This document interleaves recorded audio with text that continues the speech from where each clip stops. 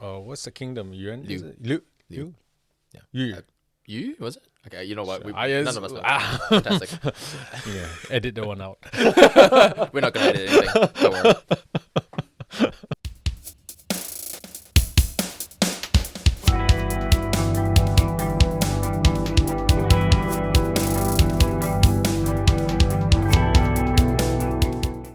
Welcome back, viewers, to the Balanced Purpose podcast.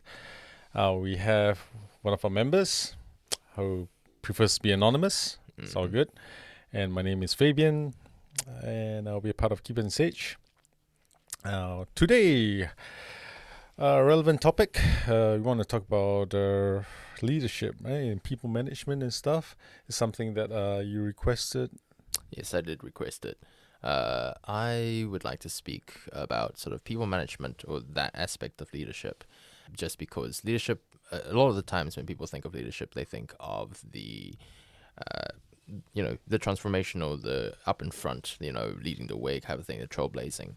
But I feel that leadership is at least 50% about people management as well.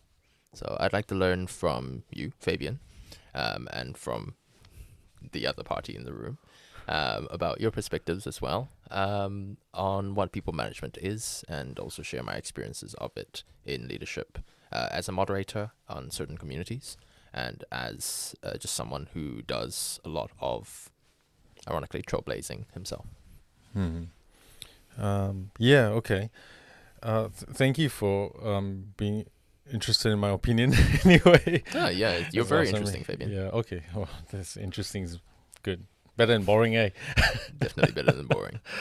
Well, I'll just say that whatever I'll be sharing right now with regards to leadership and people management, as far as I understand, is a combination of, sure, a lot of experience, but fundamentally, I also read and educate myself on a lot of leadership books as well. So I wouldn't claim any of this, whatever I'm sharing, to be solely my own, experience too.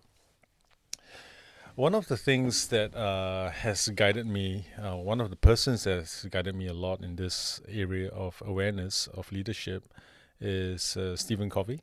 All right. He wrote the book 7 Habits of Highly Effective People, and in there he does make a distinction between two elements, one being leadership and the other being management.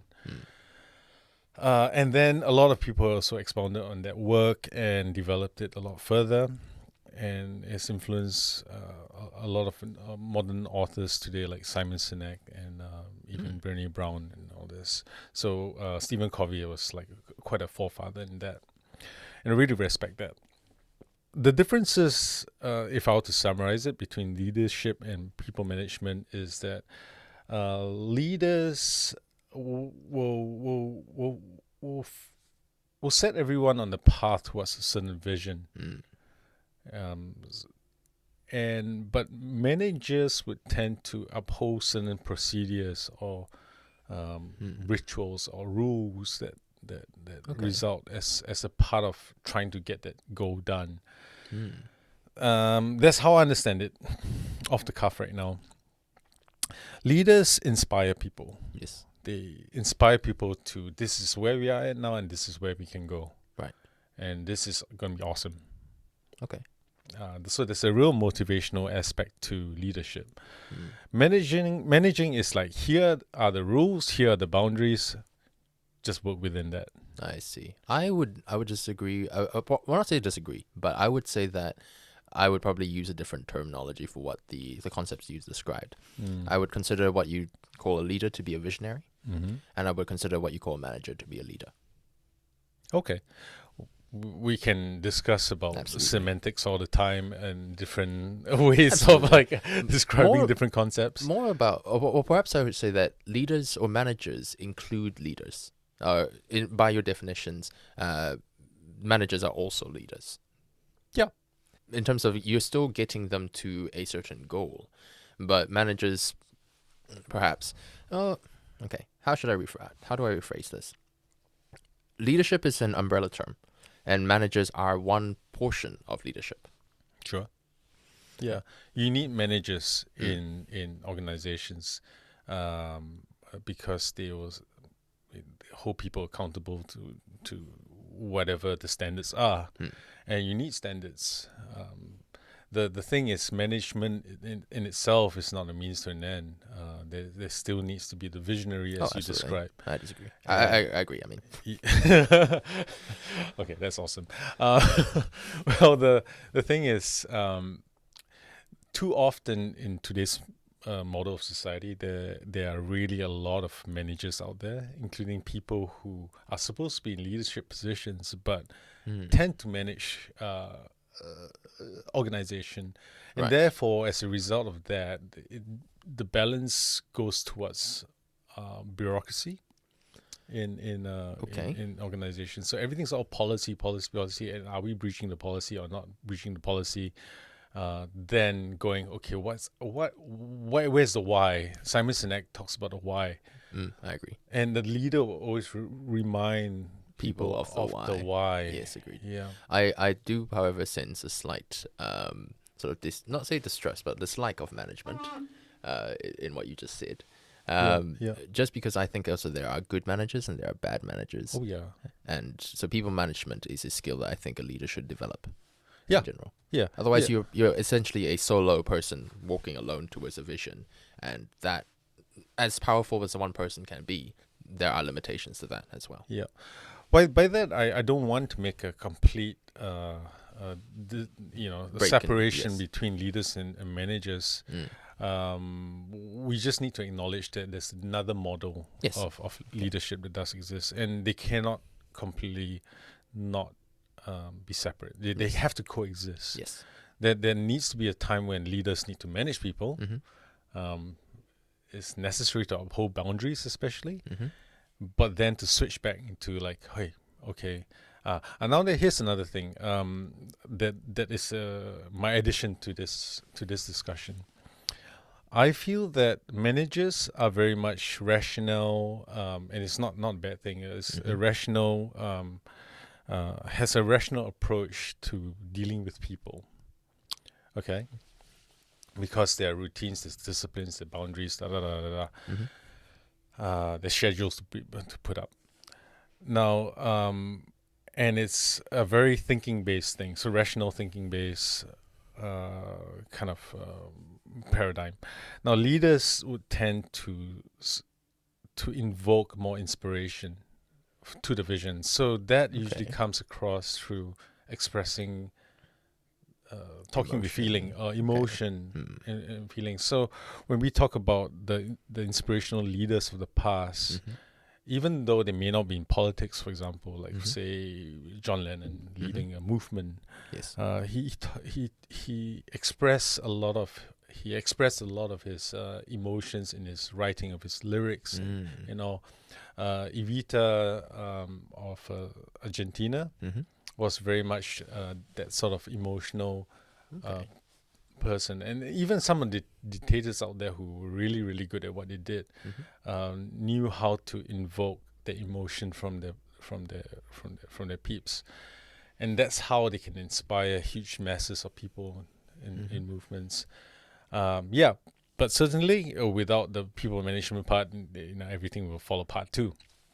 Absolutely. So as long as we can understand that there are two concepts that are crucial within the hierarchy of any organization or any sort of group, and how to utilize the thinking aspects and then the feeling aspects equally, then I think we have a very balanced sort of umbrella. Would you say that then the ideal leader is someone who does both the mind and the heart? Yes. Okay, fantastic. Yeah. We agree. Well, in the end, it's about balance, Yes. and that's Balance what and we're trying to purpose. establish within the Balance Purpose podcast. So I just dropped it in. Right, so we got a video edit. We got to just do boom, balance and purpose. Yeah, if you got some graphics for mind explosion as well, mind blown thing, Yeah, I've got them if you we'll need them. put that in. We'll figure something out. I'm sure. I mean, the third party in the room who was here on the last episode, he's a video editor. So yeah, please, mind explosion GIF, please, GIF, whatever. That's awesome. I hope for our viewers we get a chance to clarify some of these distinctions, but certainly it is a practice thing that I want to add to it. Absolutely, yeah. I certainly did not come about as a great leader or anything. Anyways, The great leader, Fabian. Dear leader. Dear leader. I'm Chairman Fabian, by the way. Chairman leader, Chairman Fabian. I am in the presence of greatness. Chairman Low. Oh, it does. All right. It brings I was trying to make a joke, make a pun about low. It didn't work. I've heard it all. Have you? All right. Okay. But that actually brings up a point I wanted to sort of explore a little bit further. So, what then is your vision of an ideal leader? Your vision, not say a general one, but your personal opinion. A vision of an ideal leader. I think my vision of a leader, of a really effective leader, is someone who's really in tune with the people that are so-called following them. Oh, okay. Yeah, and you do it by through gaining respect, from the people management side of things, Right. and also being able to have this heart connection. So that we talked about the two things, the balance between the thinking and the feeling part. But I think more so we have a lack of leaders who are actually in tune with the people, like what they're going through, and this when we discuss bureaucracy and why we are so frustrated by bureaucracy is because generally the leaders and managers aren't in tune with what's going on the ground, right, with the people. So there's this disconnect of like, where's our shared humanity in that?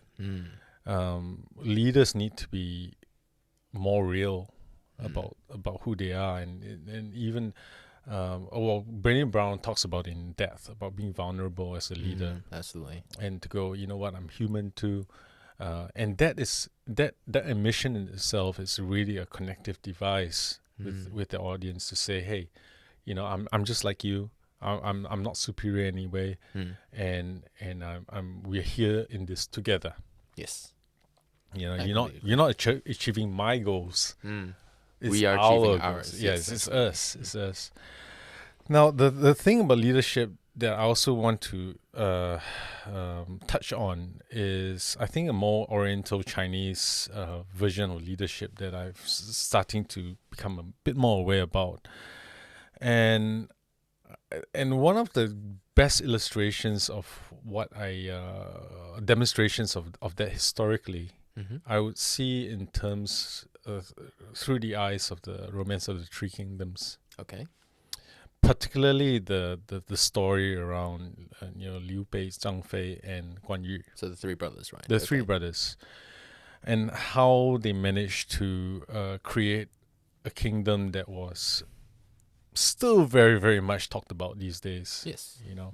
And not to mention like Cao Cao being the opposition and how he fits into that, but he definitely portrayed a different sort of leadership, a more authoritarian kind of like. I would also bring up, of course, Zhuge Liang as well. Oh, Zhuge Liang, yeah. As a of course. separate, almost, but similar link to the three brothers. Yeah. So for the context for viewers is that the three brothers, they're sworn brothers. They're not like blood brothers. The Liu Bei was the eldest of them. Zhang Fei, I don't know who comes in next, but Zhang Fei and Guan Yu are his. I think it was Guan Yu second and Zhang Fei third, because it's usually how they're mentioned in that order. You're mentioning the different model of leadership, and the Romance of the Three Kingdoms. There are three kingdoms. So you have the Liu Bei, Zhang Fei, and Guan Yu, which I've definitely pronounced wrong. Cao Cao, of course, is one of them as well. But you also have the Sun family, which is the Sun Ce and so on. They also have another style of leadership as well. I think what I do want to focus on is this These particularly two, okay. Sure. what's the kingdom? Yuan? Liu. Is it? Liu. Yeah. Yu. You was it? Okay, you know what? Yes. None of us know. Fantastic. Yeah, edit that one out. We're not gonna edit anything. Don't worry. Anyway, I just focus on their styles, right? You know, even if you want to bring Zuki Liang, who was part of that dynamic in, to see that they're very, very different styles. Absolutely. Very, very different styles of how they enforce the type of leadership. If I were to compare that with the story of the wolves, you know, there was a recent meme and I guess documentaries about Which wolves? The moon wolves? No, I'm joking. Okay, Wow. never mind. I dated you lost myself. me. Yeah, okay. But These we're talking wolves about was- the we're talking about actual wolves Okay. in the wild, and they talk about how they order the pack in a way where you get the youngets up in front, Okay. and then and gradually the oldest ones at the back because Okay. of how they move. But then they also have the wolf in the front, which is the alpha. the alpha. Yeah. Actually, no, they're all There are no alphas in the there's a whole pack, yeah. dynamic of alphas. The front leader is the one that sort of guides the way. Yes. All right, Okay. so they're the trailblazer, and then right at the back is the actual alpha of the group. So the actual alpha is overseeing the most vulnerable, Fantastic. which is quite wild to think about it, because like Perfectly understandable. because it makes complete sense that the most vulnerable is technically the weakest link. Not in a bad way, but sometimes it just happens that way. Yes. And the group is only as strong as the weakest Yes. thing. So it only makes sense for the alpha to oversee the weakest link Yes. at all times. Yes. And then we look at the dynamic between and then bring in the whole why we brought up the three kingdoms again. I see, I it's my own point of view that Zhang Fei has always been like I want to charge in the war kind of guy. Okay, that's my understanding. Okay. You know, so he's like he'll set the initial pace up in front. Guan Yu is the chilled out dude at the back, you know, but you know he's fearsome. You know, you don't want to like cross his path, you know, with his big axe and stuff. But then you get Liu Bei in the middle, which I find interesting. Okay. Because he connects the two brothers. Zhang Fei and Guan Yu are completely worlds apart in terms of their character. As we know from the writing. But Liu Bei has this ability to move between the two brothers. The bridge, yes. Yeah, the bridge. Okay. So I'm now wondering, okay, in terms of leadership that we constantly think about as being the one in front, it may not be as important as the back or the middle. Yeah, absolutely.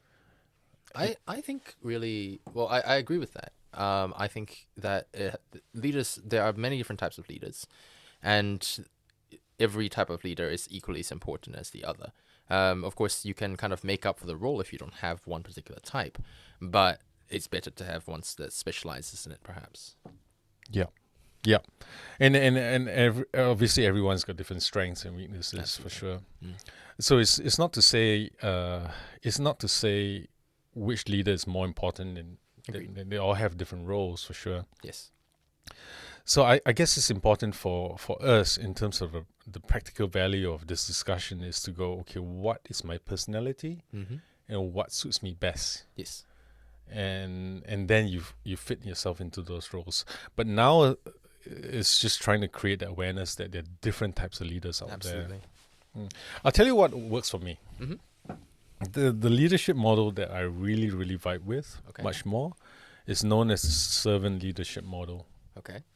And I like the idea of the servant leadership because ultimately the leaders are the ones who are there to serve. Yes. It's to serve the vision and then to serve the people. Yes.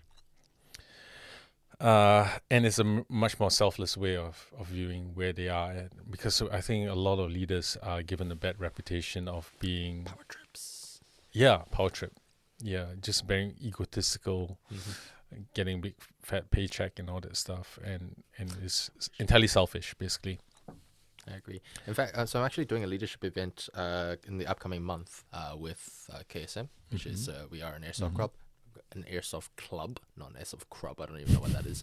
I like crubs. You like crubs. What are crubs? Whatever crubs. Sounds tasty. Okay, fantastic. I mean, you're the cook here.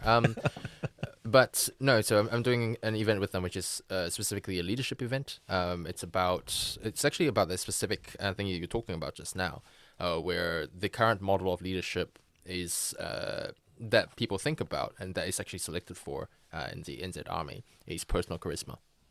And so as a result, people aren't really aware of the other types of leaders. And so one of my past sort of training has been in the Army and how to identify leaders and what kinds of leaders they are. So we'll be running a leadership event specifically about that. So how to identify leaders, what are the traits of those different types of leaders, and what we can do to support them to grow as leaders as well with those different types. Yeah. Yeah, that's really awesome.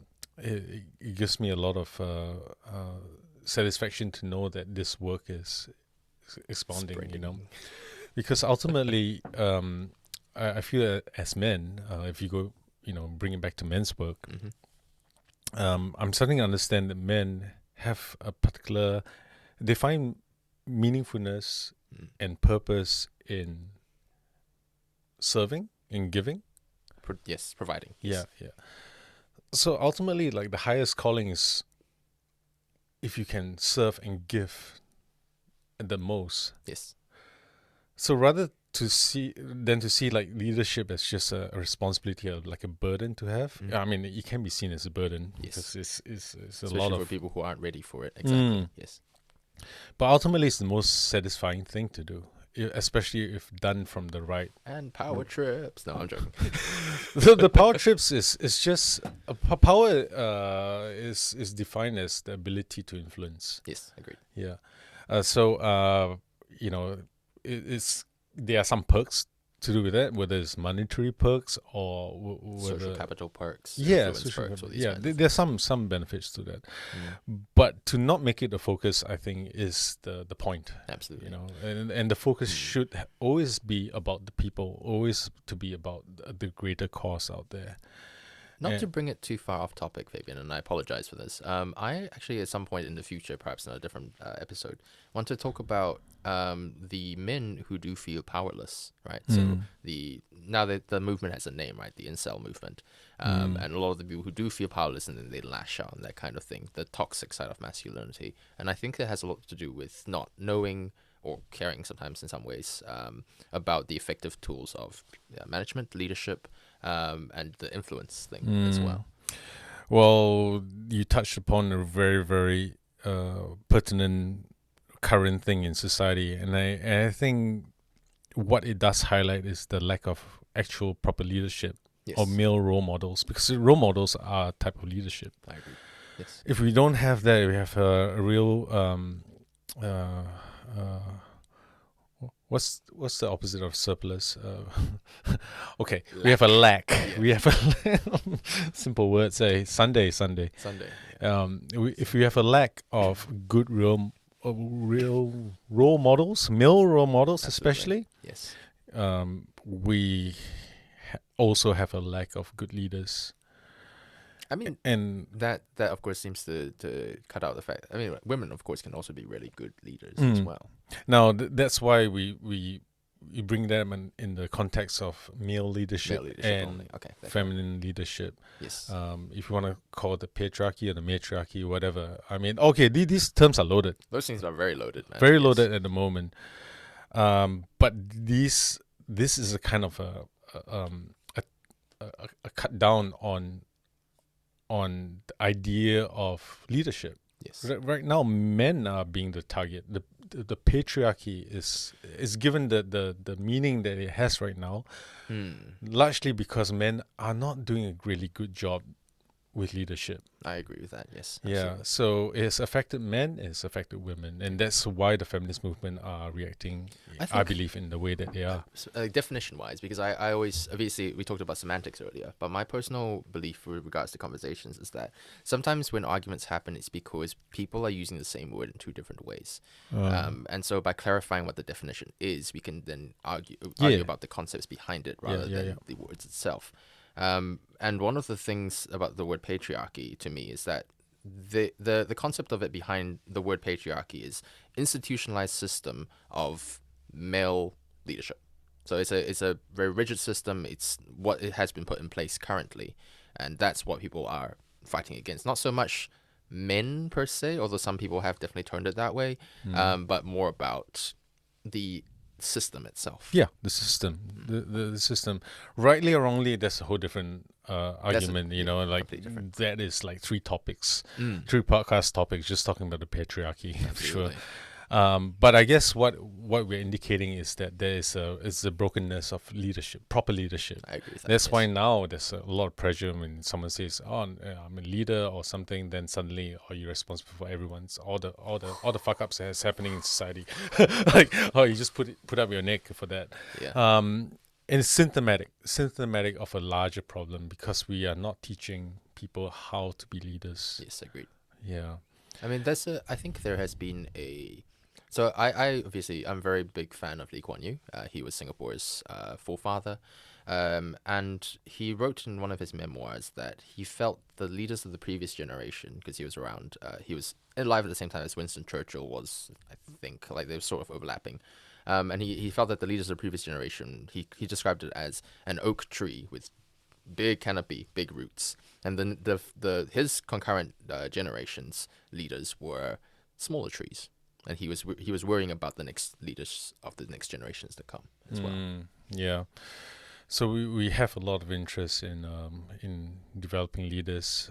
I think everyone goes through different stages of their leadership, but it's important to practice and almost be vulnerable in that process because no one likes to be put on the pedestal either. I agree. So and bearing more responsibility. How very suitable for what I do. So here's one of the things. This is why one of my other topics was parasocial relationships. So I do a lot of voice content. So I'm a voice actor. I'm a voice actor in a very specific realm. And one of the big things, one of the big dramas that's been happening in our communities lately is that people who have very abruptly risen to fame and therefore have been given a leadership role don't know what to do with it. Yeah. And so as a result, people put them on pedestals. And because the rise to fame has been so abrupt and their need to take on leadership has been so abrupt as well, they don't know what to do with it. Yes. And as a result, they make actions that can break that pedestal and cause significant sort of harm to them as well, personally speaking. Yeah, So totally. the perils of unwanted leadership in some ways. Yeah. Some people don't know the magnitude of the responsibility that they have. Absolutely. And suddenly they're just going, maybe they freak out and realize, they're not perfect either. And you don't have to be perfect. You just need to know I have the good support system around to be able to practice it well. Yes. Yes. So you say that being a leader, a really good leader, also means that you should have a really good support system. Yes, absolutely. Okay. Yeah. I agree with this. Perfect. We can do like lines like these are the main points of this podcast. We definitely do. It's a very good deep dive into leadership for sure. I think if I were to summarize everything that we discussed, the main things that stuck out to me was the balance between heart and mind. The heart and mind. Heart and mind. It's a Sunday.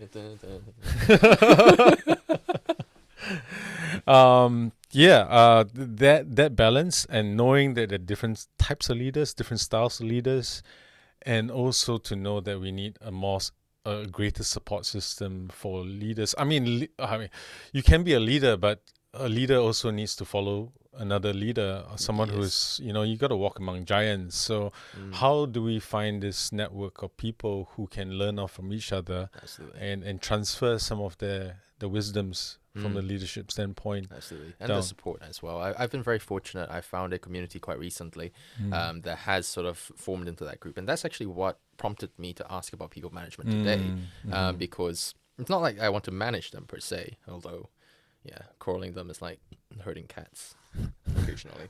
That I'm the biggest cat. We are always herding cats. We're always herding cats. People will be cats. People will be cats. And sometimes dogs. Will be. But no, I mean, in the sense of how do I make sure that everyone is feeling good? How do I make sure that everyone's feeling okay? And sort of the emotional support side of people management as well. And that's what I wanted to ask you about, because you're extremely good at it. You're the person who taught me like 95% of the emotional tools that I use today.